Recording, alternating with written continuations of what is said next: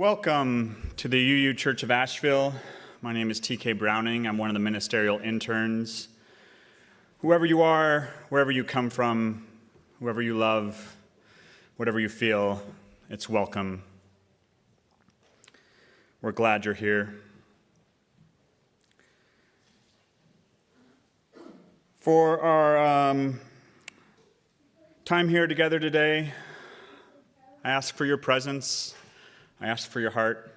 I ask for your whole selves. And we will begin with the gift of our opening music.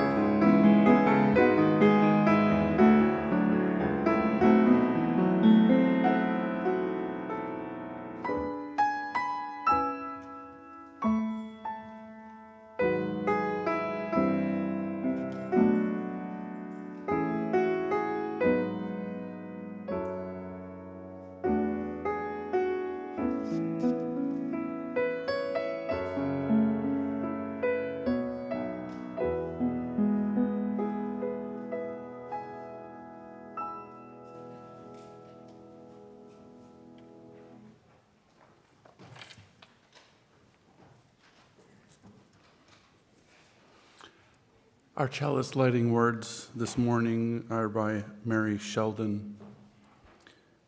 We cannot know what all the year may bring, and who would heed the prophecy if we could? Bright flame, awake. Send forth your shining light beyond this year into the many coming. Show us the ways of love and help and care, of justice, mercy, and equality. Illuminate unto the generations. Show to the world a beacon of safe harbor. Help us to find the kindred warmth within us and among us to help make it so.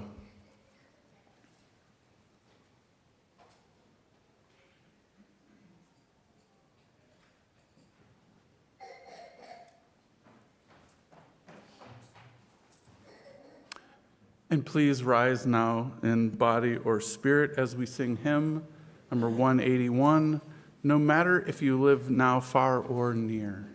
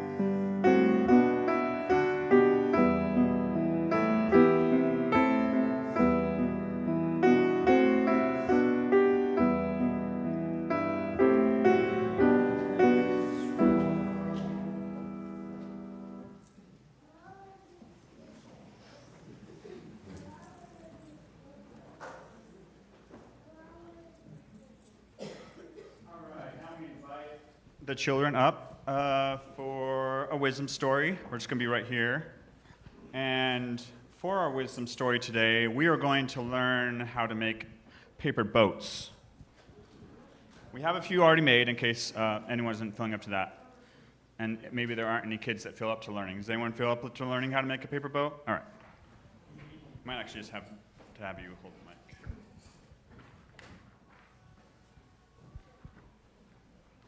you want to try? All right. This is kind of, I would say, like 5 and up, probably. But there's boats made. You want to try it? All right. The age upper limit is 123, so beyond that.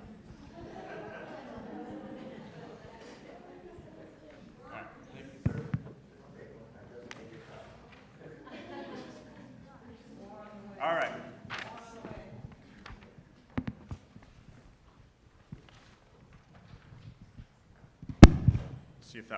See if that'll work for me. All right. You have your paper. You do a hot dog.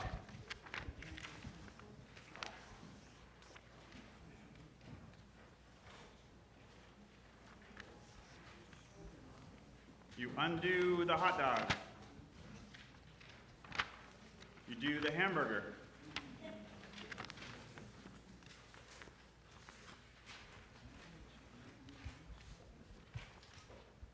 All right, and then you fold from the fold, not from the open, you fold down the corners. Fold down the corners.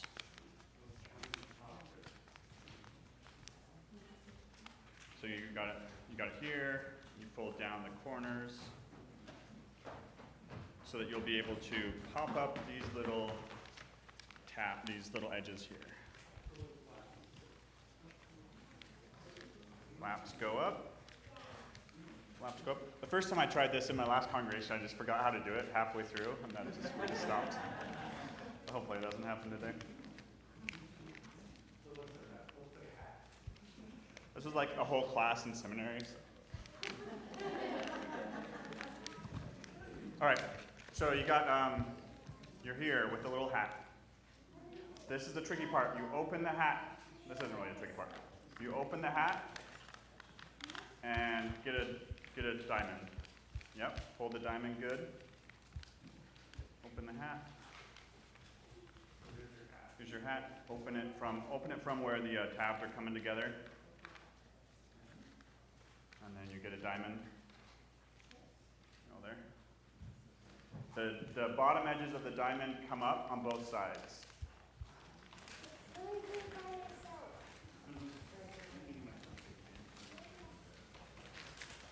Bottom edge of the diamond come up on both sides. Nice. Bottom edges of the diamond come up on both sides. They're just yep, right there. Cool. And then for those that are there, you open the hat again. You open your hat again and get your second diamond.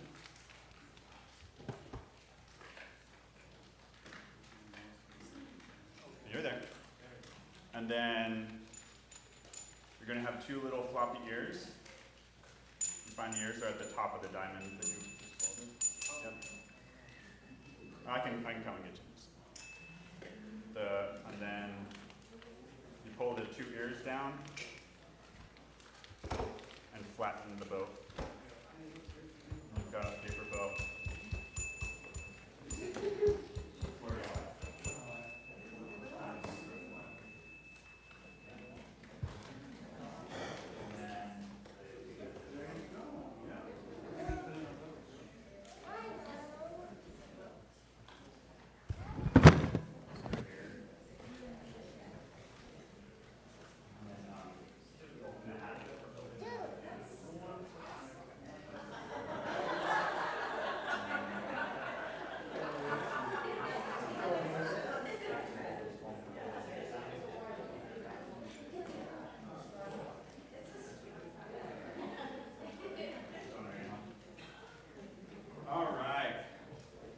So today, my favorite UU hymn is Blue Boat Home. Anyone else's favorite? I was going to ask you what you thought of what when we sing the hymn Blue Boat Home. Do any of the kids have an idea of what the blue boat might represent? Yeah. What do you think, bud? We can do something about it. We can do something about it. That is true. Anybody else? If you think of us all riding our blue boat home, what are you thinking? The water. I'm thinking about the water. So in the song Blue Boat Home, for me, most often what comes to mind is the blue boat of our earth bringing us back home. And the home is so interesting because we're already home, but there's a home that's even bigger than our home. And it means something different to each person, what that home might feel like. And for some people, it might mean the home we go to after this life. For some, it might mean a home of feeling safe and protected. And for some, it might just mean taking your blue boat back to the harbor where your family lives. You are going to be welcome to stay as long as you'd like today to decorate your boats. There is also childcare available in the library portion of Sandberg Hall. We're not going downstairs today, but there is childcare just in Sandberg Hall there. We're going to sing you out. Feel free to stay and decorate. We have stickers, we have markers. There's stickers here to decorate your boat with. There's feathers, and there are a few glue sticks for you to decorate with today. All right, but either way, we are going to sing. What's the song called again? As you go, that's what we're going to sing.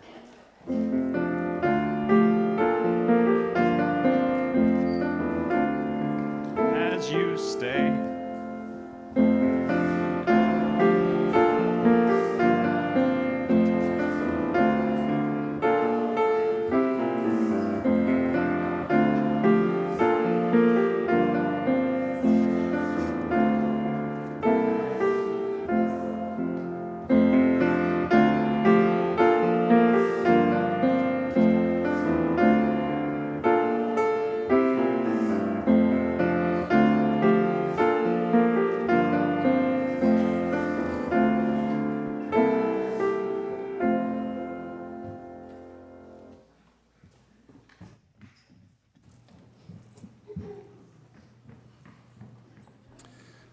This is a reading to deepen your reflections. This is On Freedom by Khalil Gibran. And an orator said, "Speak to us of freedom." And he answered, "At the city gate and by your fireside, I have seen you prostrate yourself and worship your own freedom, even as servants humble themselves before a tyrant and praise him, though he slays them. I, in the grove of the temple and in the shadow of the citadel, I have seen the freest among you wear your freedom as a yoke and a handcuff. And my heart bled within me, for you can only be free when even the desire of seeking freedom becomes a harness to you, and when you cease to speak of freedom as a goal and a fulfillment. You shall be free indeed when your days are not without a care, nor your nights without a want and a grief, but rather when these things girdle your life, and yet you rise above them naked and unbound. And how shall you rise beyond your days and nights unless you break the chains which you, at the dawn of your understanding, have fastened around your noon hour? In truth, that which you call freedom is the strongest of these chains, though its links glitter in the sun and dazzle your eyes. And what is it but fragments of your own self you would discard that you become free. It is an unjust law you would abolish. That law was written with your own hand upon your own forehead. You cannot erase it by burning your law books, nor by washing the foreheads of your judges, though you pour the sea upon them. And if it is a despot you would dethrone, see first that his throne erected within you is destroyed. For how can a tyrant rule the free and the proud, but for a tyranny in their own freedom and a shame in their own pride? And if it is a care you would cast off, that care has been chosen by you rather than imposed upon you. And if it is a fear you would dispel, the seat of that fear is in your heart and not in the hand of the feared. Verily, all things move within your being in constant half embrace, the desired and the dreaded, the repugnant and the cherished, the pursued and that which you would escape. These things move within you as lights and shadows in pairs that cling. And when the shadow fades and is no more, that light lingers, becomes a shadow to another light. And thus your freedom, when it loses its fetters, becomes itself the fetter of a greater freedom.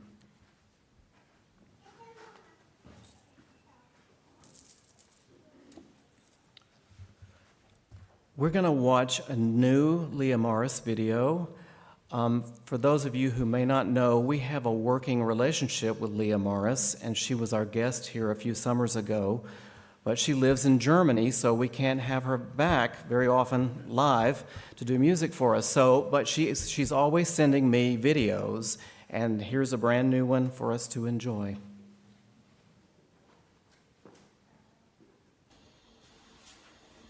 We are gonna keep moving though our limbs grow tired.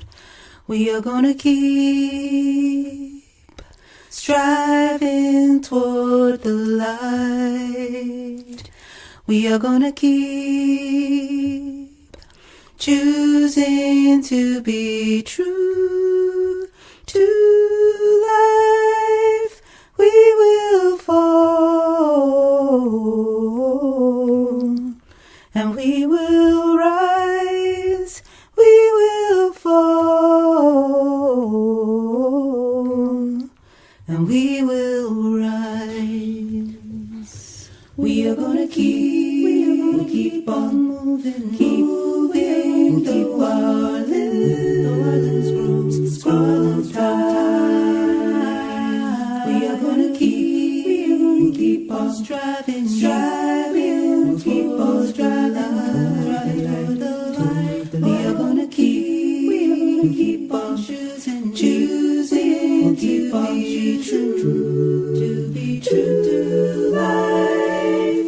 We will fall, and we will rise. We will fall,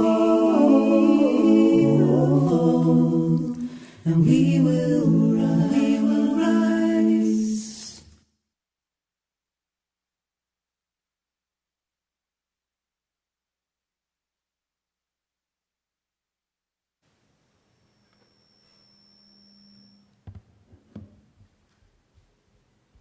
That was really lovely. Thanks, Les.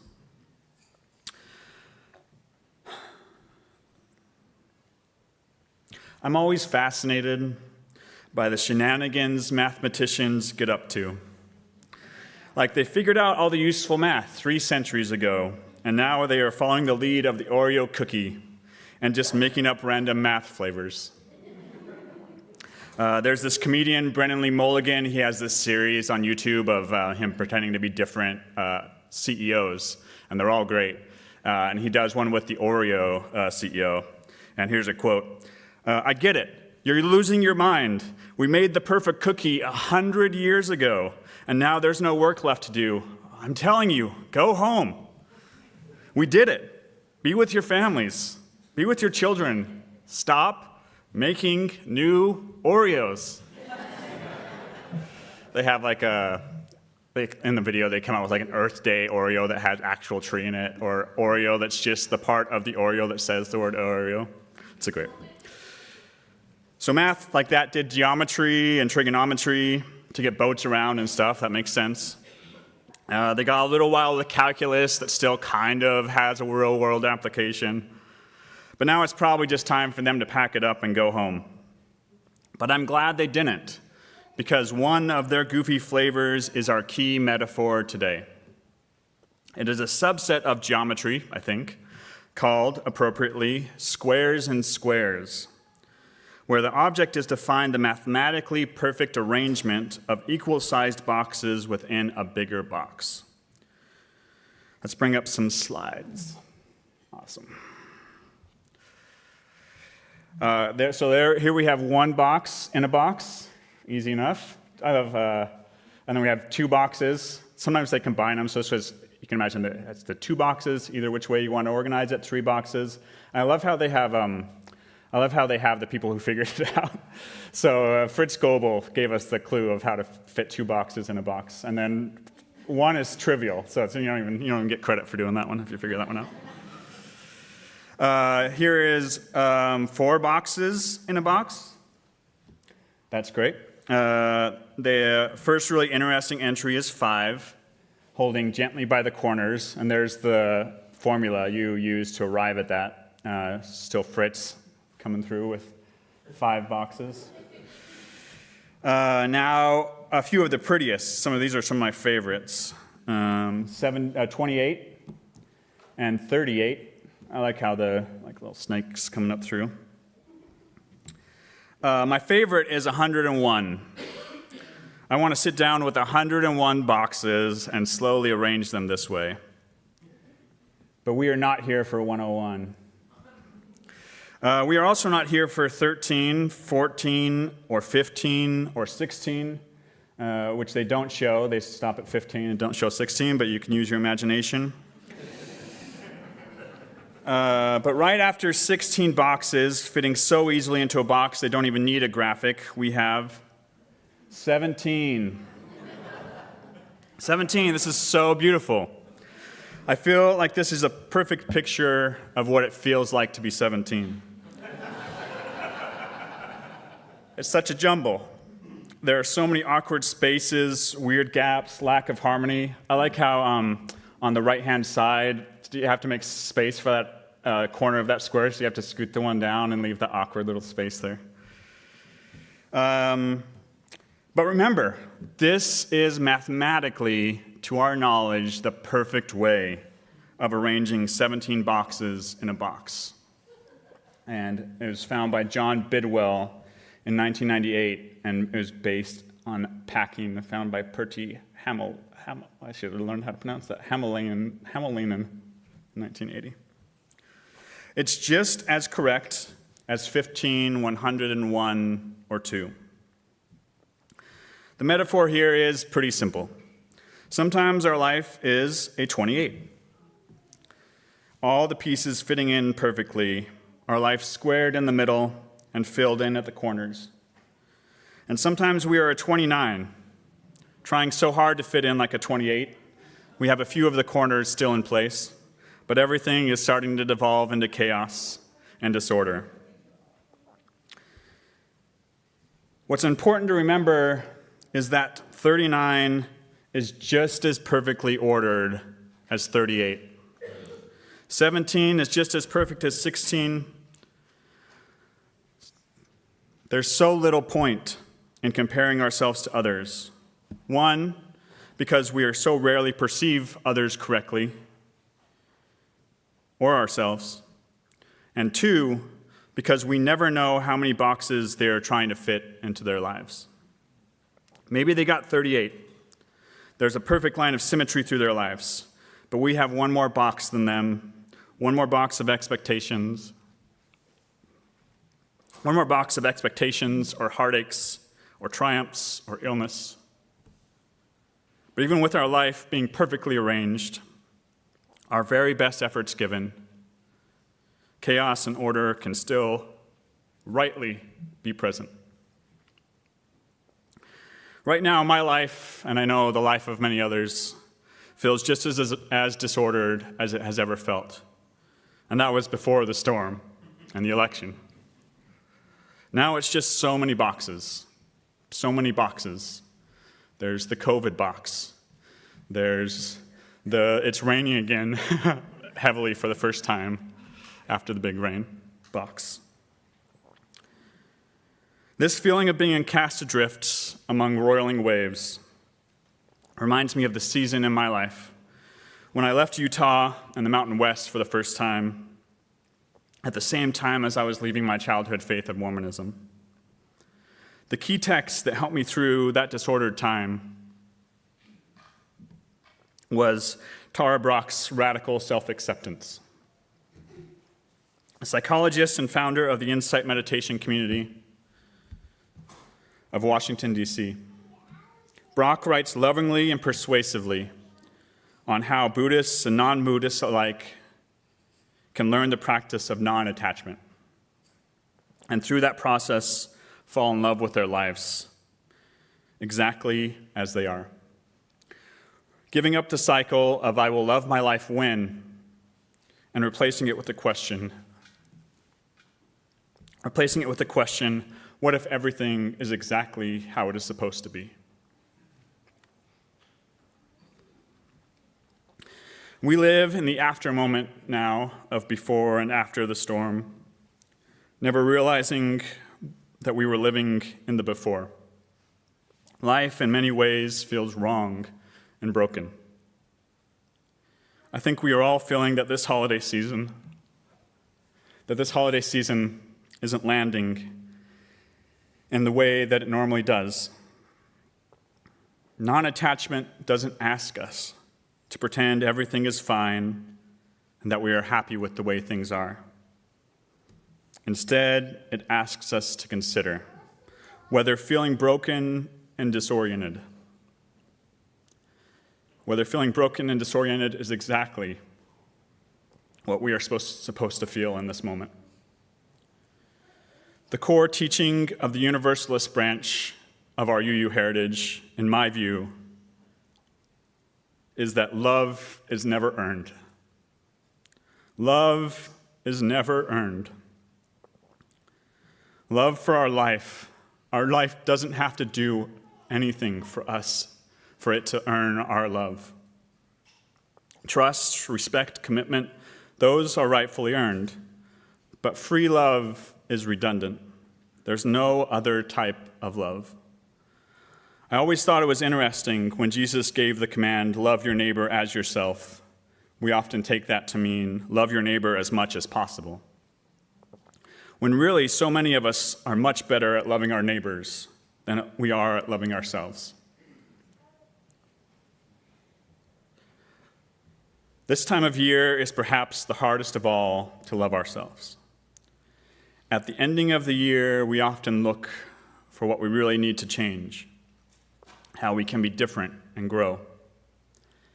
I think if I was to identify the core teachings of our Unitarian heritage, it is that each human lives, and in each human lives the seed of the divine. Not only do we have the potential to do better and grow, it is our nature.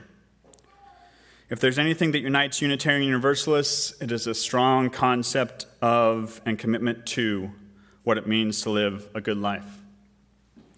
For me, this is the core paradox of Unitarian Universalism, and probably of just life itself. Deep down, each one of us wants to change and grow and live up to our potential. But we want to be loved just the same, whether we are carrying 101 perfectly organized squares or 17 beautifully chaotic squares. I don't think there's anything wrong with resolutions. I'm going to make some myself.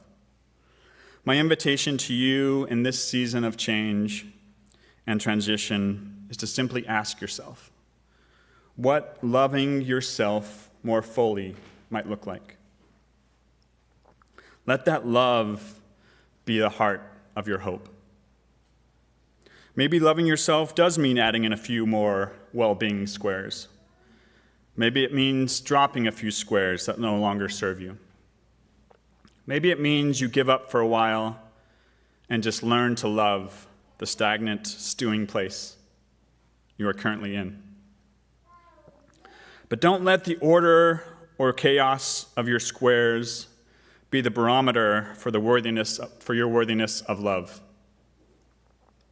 As Gibran said in our reading, I love Gibran because I always half agree with what he says and half completely disagree. This part I agree with. As Gibran said in our reading, may we hold all the parts of ourselves in a constant half embrace. Gibran presents it as if we have no other option. That's the only way. The constant half embrace, the desired and the dreaded, the repugnant and the cherished, the pursued and that which you would escape. For me, I think of it like two friends watching the sunset together. Do you hate that you yell at your kids sometimes? Take that part of you and watch the sunset together in a half embrace. Do you hate how you show up to work when a coworker rubs you the wrong way? Take in a gentle, rolling ocean together in that gentle half embrace. It's the most noble of human endeavors. Befriending the parts of us that are hard to love, and then walking with those parts out into the wider world. And this isn't permission to indulge all of your base instincts, although if you want that, go ahead. This is permission and passion to get in touch with what you truly want, deep down, with who you want to be. And this is grace offered for the messy, unruly, and unrivaled pursuit of those deeper wants. Here's my core message of every sermon I ever give, ever. There's only one good way to be a good Unitarian Universalist.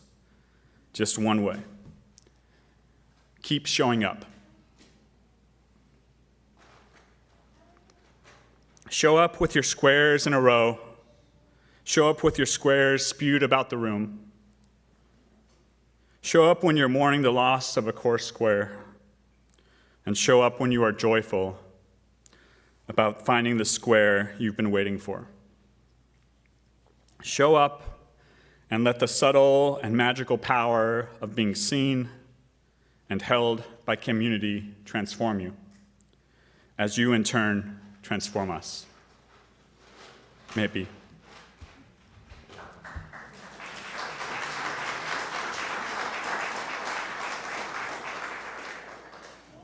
I took one liberty with the service today, and I moved our joys and sorrows to right now. And I, as we usually do around the new year, I have a bit of a ritual for us to do. At these tables,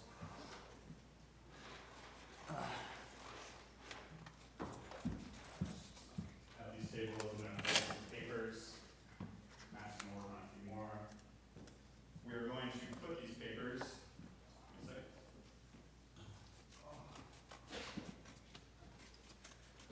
into our Bloombo's home.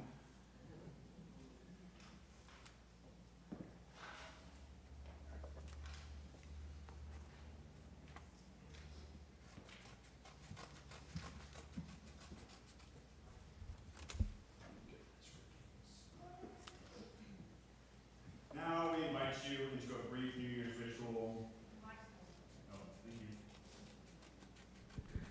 The Blue Boats home that we made with the youth are in the vessel here. Is there any extra boats that want to come up?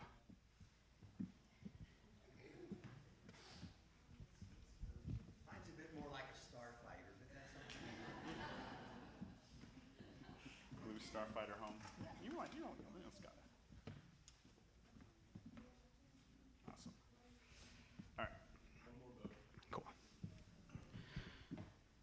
we invite you to one of these two tables and to write down a part of yourself that you hope to love better in the coming year. No one will read these, and we'll burn them after the service. But I was told no fires in the sanctuary. You are welcome to the tables now.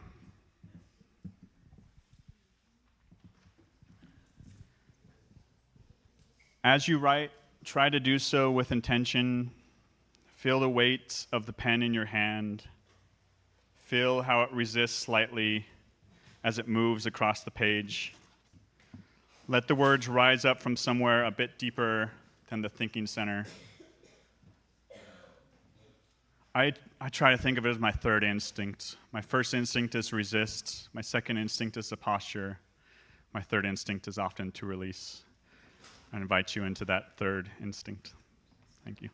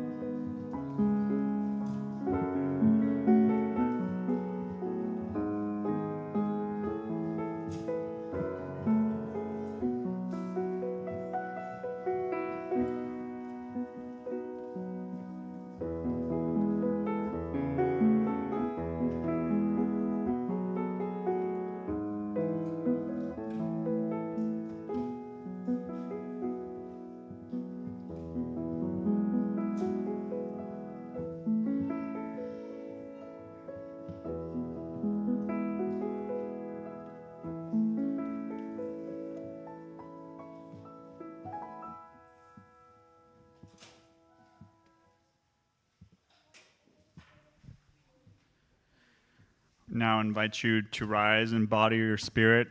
Feel free to sit down. That's always my invitation. Feel free to sit down. Feel free to rise, whatever feels best for you. 1064 in the Teal hymnal, Blue Boat Home.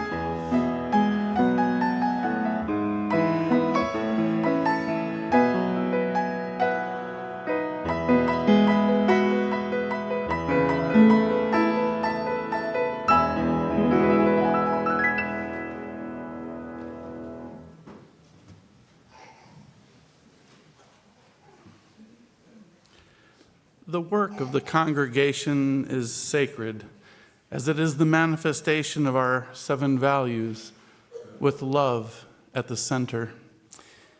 As always, we start by inviting visitors. We will send around microphones, and we'd love for you to just tell us who you are and where you're coming from so that we can welcome you here.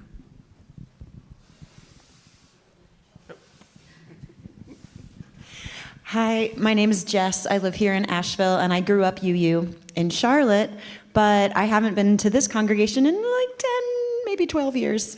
So it's really good to be back. Thanks. Hi, my name is Andrew Adachi. I attend UU in White Plains, New York. I'm here this week for the Lindy Focus Swing Dance Camp and Jazz Festival, and I just wanted to say that I've been thinking about Asheville a lot over the past few months. I was in Manhattan during September 11th, and one of the things that occurred to me was that we were so devastated in New York, and people said people weren't going to come back downtown, and now downtown Manhattan is thriving in that area, and so I often wanted to share that I'm hopeful and grateful for this community, and I come here every year. Thank you. Welcome. Hi, my name's McKenna. This is the second time I've been. The first time was last year. I just wanted to give a big thank you to all the people that are sharing this space and the intern minister.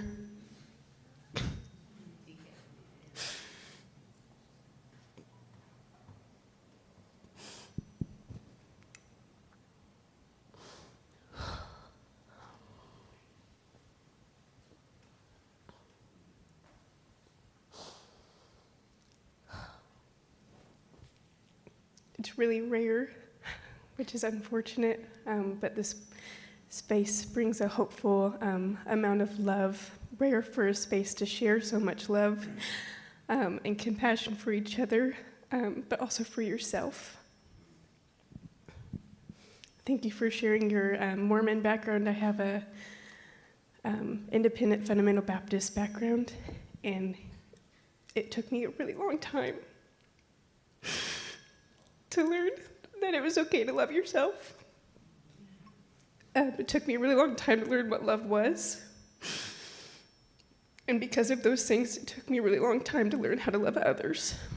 So, thank you so much for your beautiful sermon. I'm like shaking right now because I just feel so much, and I'm just filled with gratitude.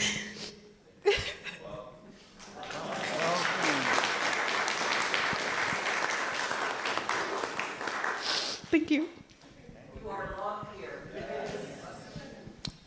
Hi, my name is Keir, and this is my wife Lisa, and we came here from Southwest Georgia, actually where we're in a little bit of a church break season after going to a non-denominational church there for a long time. But we're here to see our family, all in this row. Greer, when he saw me get a microphone, said he wanted one too. Can you say hi? Maybe not. But we're so happy to be here with our family and are plotting our return to Asheville after living here for 8 years. We've been in Southwest Georgia for about 7. And in 4 years, give or take, we'll be back when I retire. So, Welcome.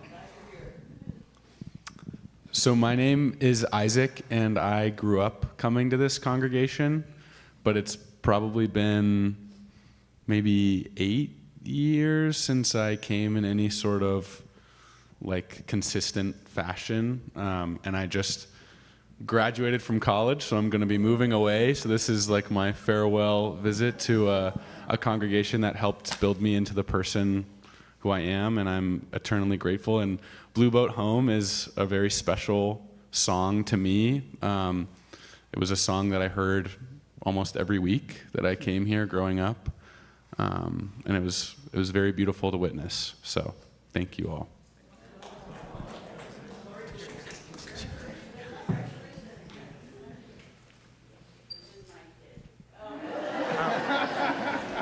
Welcome. Thank you, everybody.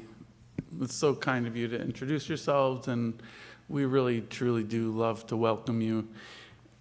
Also, I would like to identify Trevor. Strike a pose, Trevor. All right.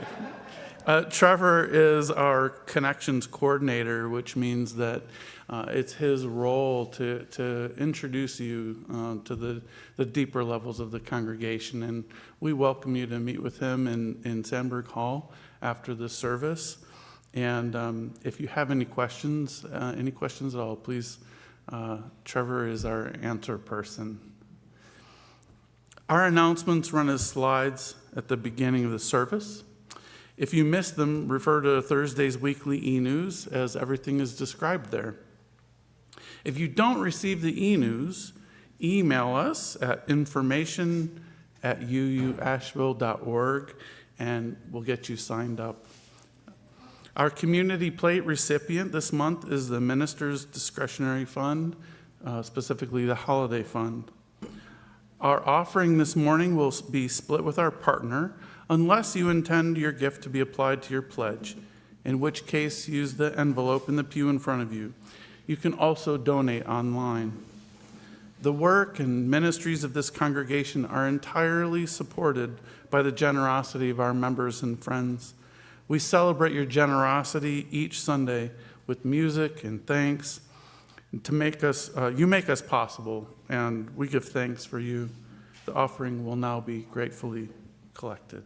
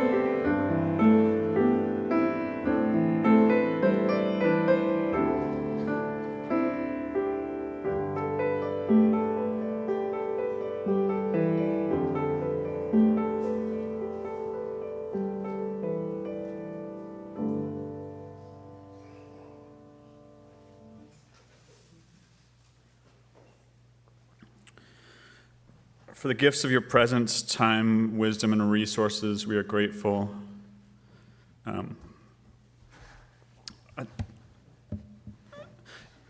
I realize that the sermon today was emotional.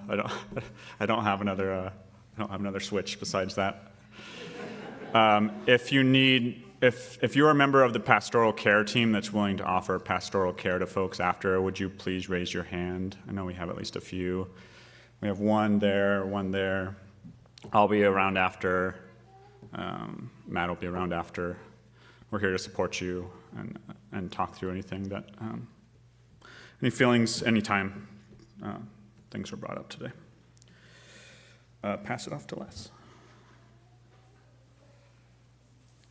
Let's do a sing-along. I think we should. It's a song you know.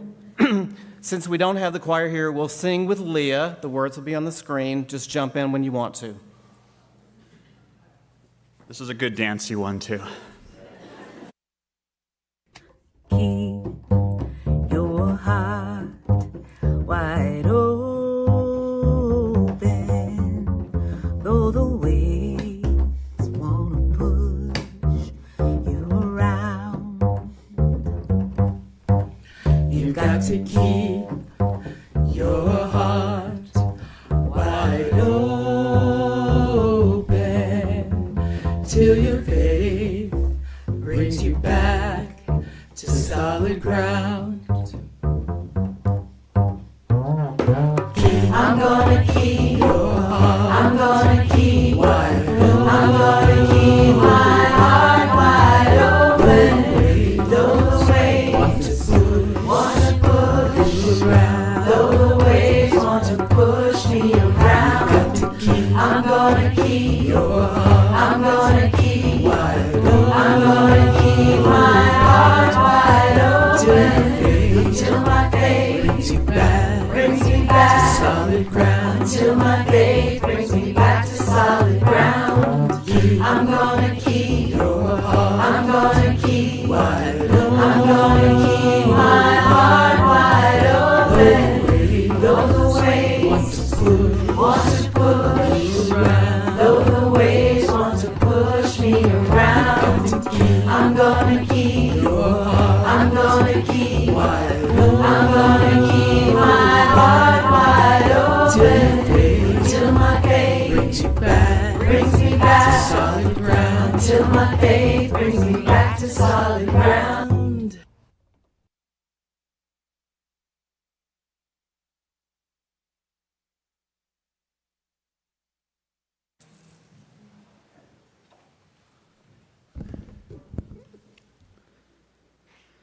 The plum you're going to eat next summer doesn't exist yet. Its potential lives inside a tree you'll never see, in an orchard you'll never see. Will be touched by a certain number of water droplets before it reaches you, by certain angles of light, by a finite amount of bugs and dust motes, and hands you'll never know. The plum you are going to eat, next summer will gather sugar, gather mass, will harden at its center so it can soften towards your mouth. The plum you're going to eat next summer doesn't know you exist. The plum you are going to eat next summer is growing just for you. Please rise now in body or spirit as we share our special UU Asheville closing song, after which you're invited to join us in Sandberg Hall for social hour. Longtime son.